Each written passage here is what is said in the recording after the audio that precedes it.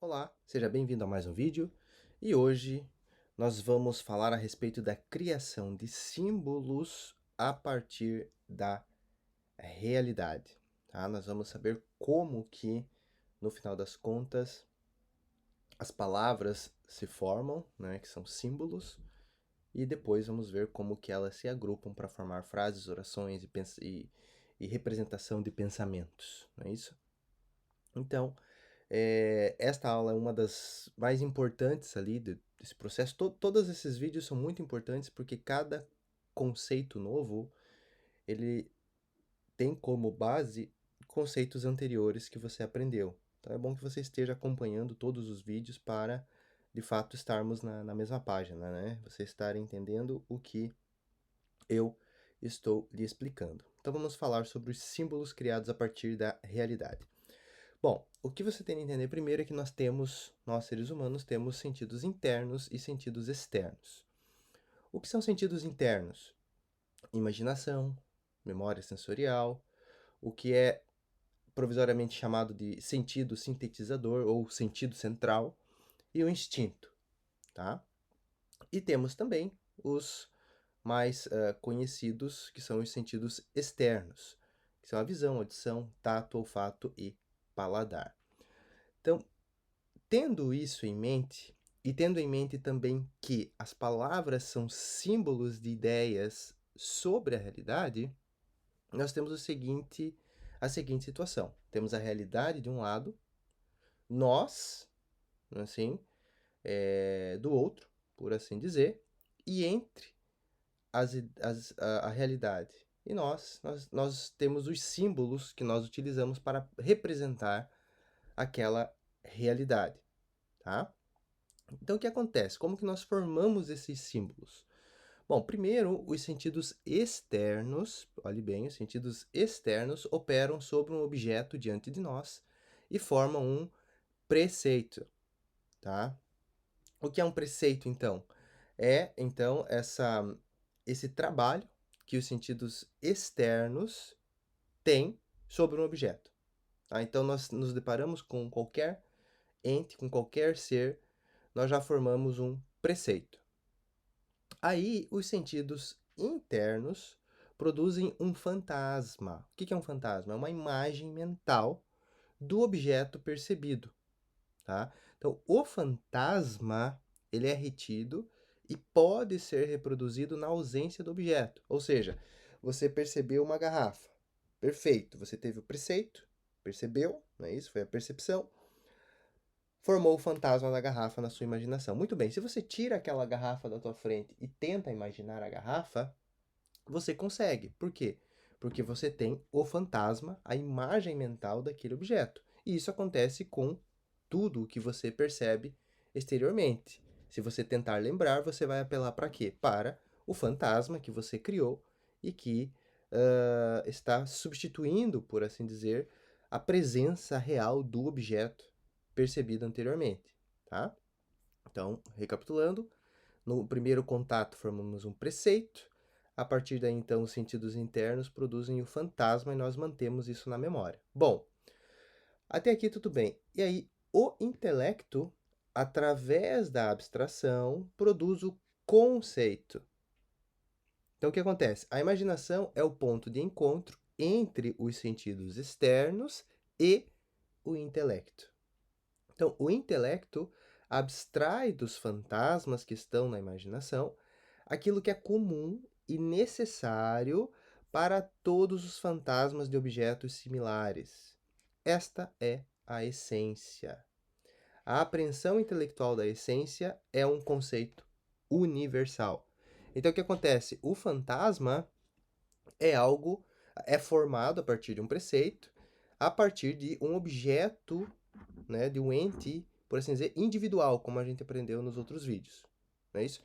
Mas o conceito, o que é o conceito? O conceito é um trabalho que o intelecto tem de abstrair, ou seja, de separar dos fantasmas que estão na imaginação aquilo que é comum e necessário para todos os fantasmas que você tem de objetos similares. Então, se você percebeu várias garrafas, o intelecto, então, ele vai abstrair o que há de comum em todas as garrafas, tá? E a partir dessa abstração do que é comum é formado um conceito. Então, o que nós temos aqui? Veja bem, o preceito, que é o primeiro momento, é a imagem criada pelos sentidos externos no encontro com a realidade. Muito bem. Aí você tem o fantasma, que é uma imagem mental criada pelos sentidos internos na imaginação, tá? E depois é formado o conceito, que é o que? A abstração criada pelo intelecto através do reconhecimento da essência, tá? Então aqui nós vemos que nós estamos saindo, por assim dizer, passando de uma explicação puramente metafísica, ontológica, para uma explicação epistemológica, ou seja, como que a realidade chega até nós, como que nós conhecemos a realidade, como que nós formamos símbolos a respeito da realidade, tá? Então, veja, um conceito é universal porque é o conhecimento da essência presente igualmente em todos os membros da classe, a despeito de tempo, lugar ou diferenças individuais. Tá? Então, por exemplo, o conceito cadeira, ele é o conhecimento da essência cadeira, que deve estar em todas as cadeiras, em todos os tempos e em todos os lugares, independentemente de seu tamanho, peso, cor, material e outras diferenças individuais. Tá? Então, o objeto real cadeira, assim como seu preceito e fantasma, é individual. Presta atenção, isso aqui é importante. Ó. O objeto real, a cadeira, né, que você tem na tua casa, o preceito que você formou dela e o fantasma que você tem na sua imaginação, eles são individuais. Tá? Eles se referem ao indivíduo. Ou seja, é individual, material, limitado a um tempo e lugar particulares. Agora, o conceito que o intelecto formou a partir do fantasma, ele é universal. Ele é imaterial, não limitado a um tempo e lugar particulares. E somente os seres humanos têm o poder intelectual dessa abstração do conceito. E isso é muito, muito, muito importante, tá? Então você note que até aqui nós não estamos falando de idioma. Isso é muito importante também. Nós estamos falando de como nós percebemos a realidade. A partir daqui é que nós vamos usar palavras para simbolizar o conceito. Mas o conceito é uma abstração criada pelo intelecto. O conceito está lá, mesmo que você não tenha uma palavra para dizê-lo, ele está lá. Ele é um conceito. Agora, se você usa uma palavra para simbolizar o conceito, tudo bem, você está usando uma palavra para simbolizar a essência daquele, daquele, daquele ente, daquele tipo de ente, não é isso? Então vocês vejam, você pode ver que eu até coloquei cadeira entre aspas aqui, porque eu não estou usando meramente a palavra cadeira. Né? Eu estou aqui tentando mostrar para vocês que há um conceito, que é uma abstração do intelecto, né, assim, para a qual nós usamos a palavra cadeira para representar. Se eu falasse em outro idioma, eu estaria utilizando a palavra em outro idioma para representar o conceito.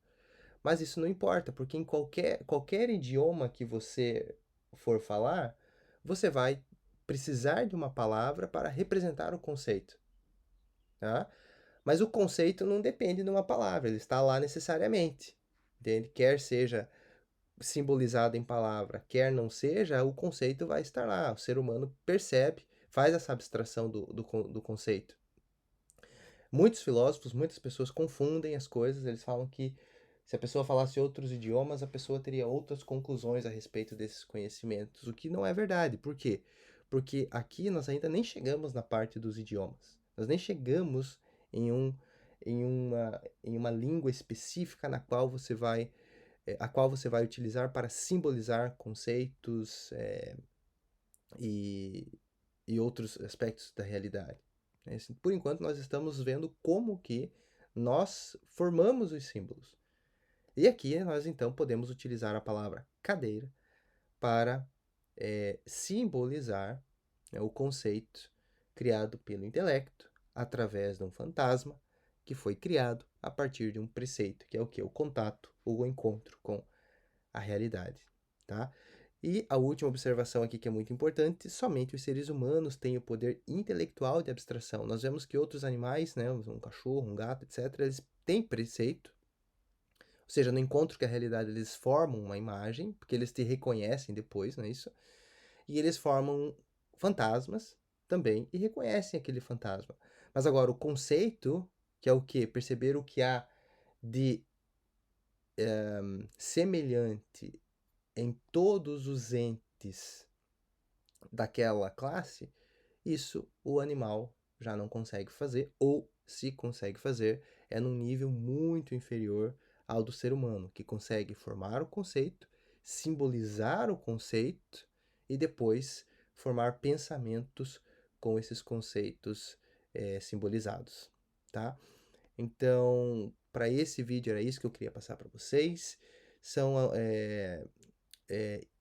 conceitos, né? São conceitos muito importantes que você tem de manter em mente, tá? Você tem de manter isso em mente para você perceber depois como que as palavras entram em jogo, eu acho que você já percebeu aqui que as palavras, então, elas têm uma origem na realidade, mas diretamente, não. Primeiro ao preceito, depois fantasma, depois o conceito e uma palavra, então, para representar esse conceito, tá? Em outras aulas nós vamos ver mais detalhes a respeito disso, provavelmente.